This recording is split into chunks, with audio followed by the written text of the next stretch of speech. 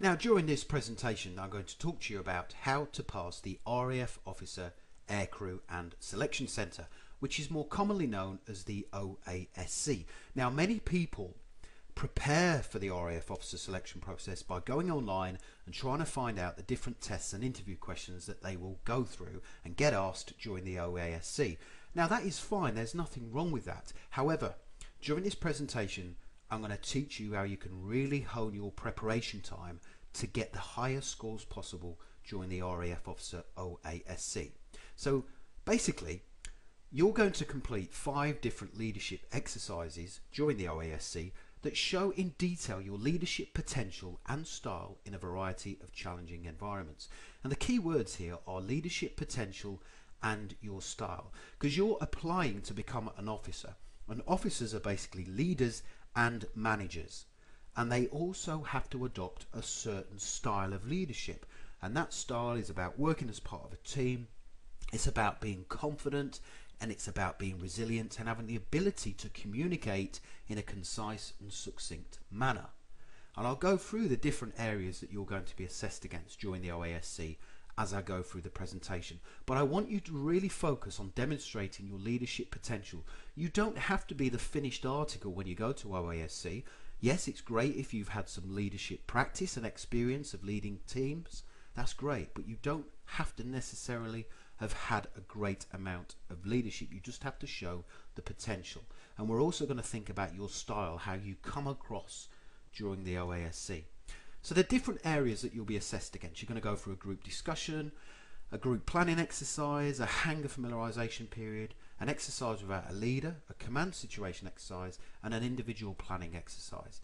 Now, during the group discussion, it's important to not only have an opinion about the topic that is being discussed, but it's also important to listen to other people attentively. You have to show that you're listening to what other people are saying. And you can do that by looking at them, by nodding and showing facial expressions that you are actually interested in what they're saying.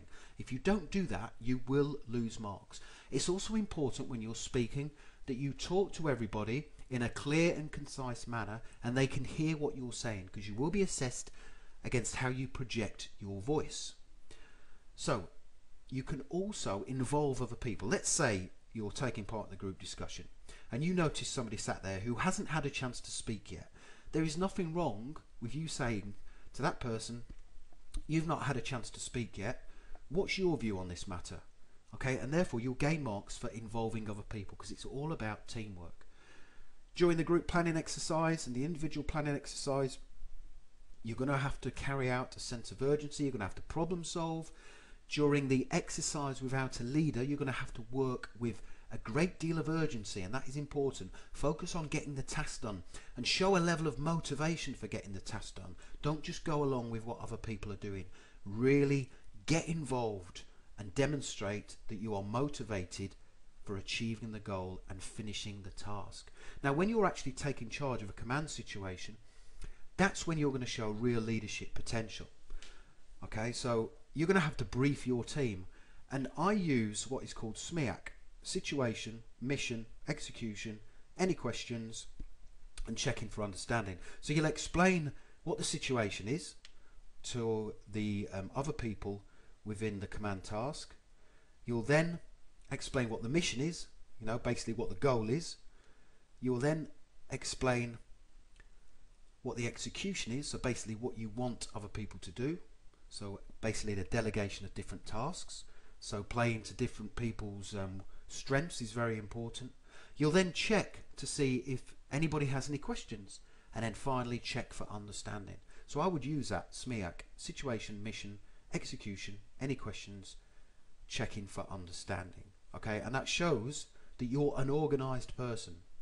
Okay, because you want to approach the task in an organized manner, and you will be assessed against your organizational skills. And then obviously the individual planning exercise. So how can you pass the RAF officer selection process?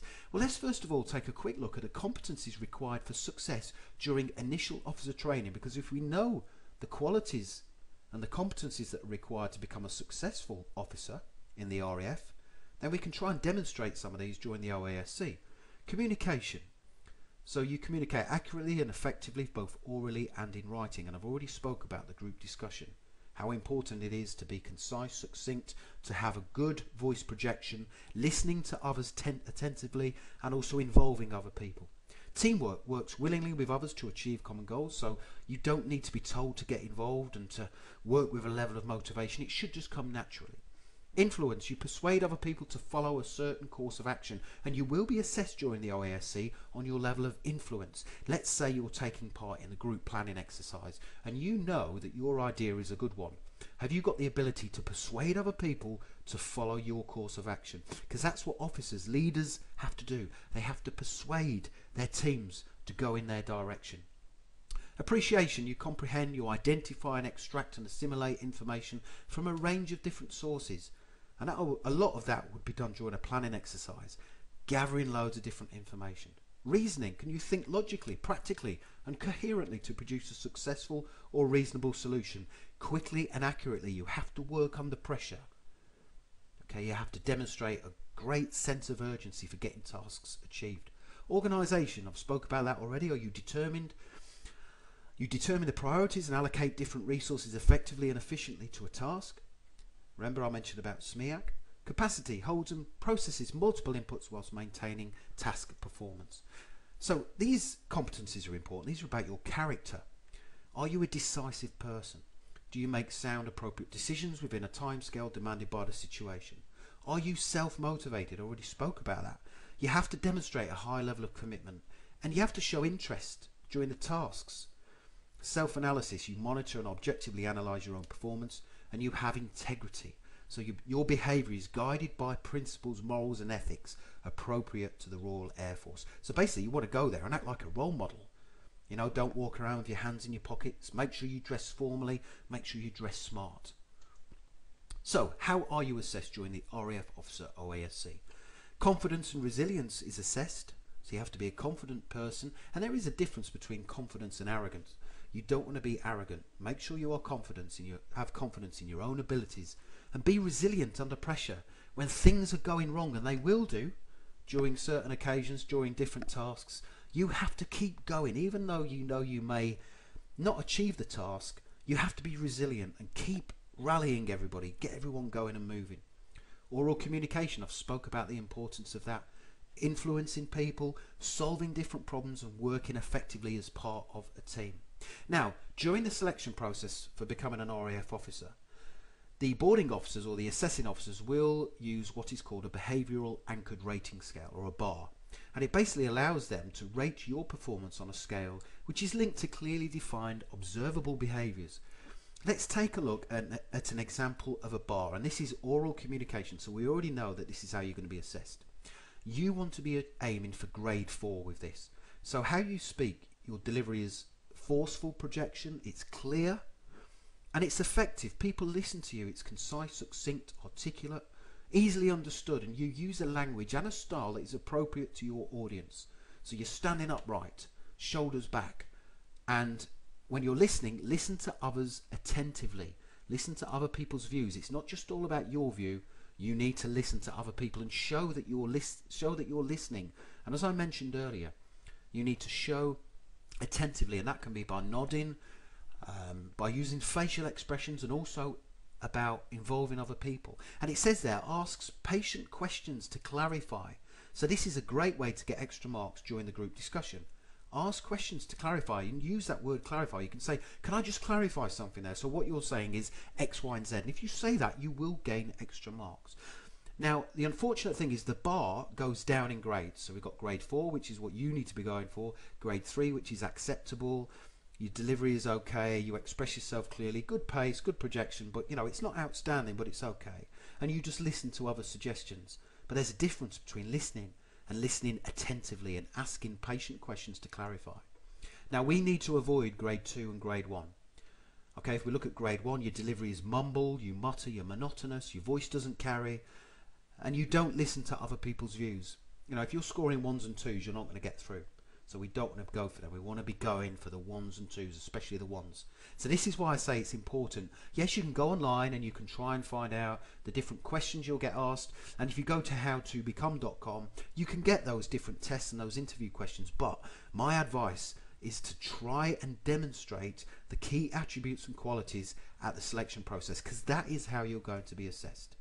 So when are these competencies assessed? Well, confidence and resilience is assessed at every stage of the OASC, as is oral communication. Influence is assessed during every stage with the exception of the individual planning exercise, and problem solving, that's assessed during every stage with the exception of the discussion, because you're not solving a problem, you'll be assessed against oral communication. Teamwork assessed during every stage with the exception of the group discussion and the individual planning exercise. Okay, well, I hope that you found that to be more than helpful. If you certainly focus on demonstrating your leadership potential and think about your style, your confidence and resilience, and how you communicate with other people, then you'll have a far greater chance of passing the RAF officer OASC. At howtobecome.com we provide lots of different products and insider tips and advice to help you get through any selection process. Thank you very much for listening and watching, and I wish you all the very best in your pursuit to becoming an RAF officer.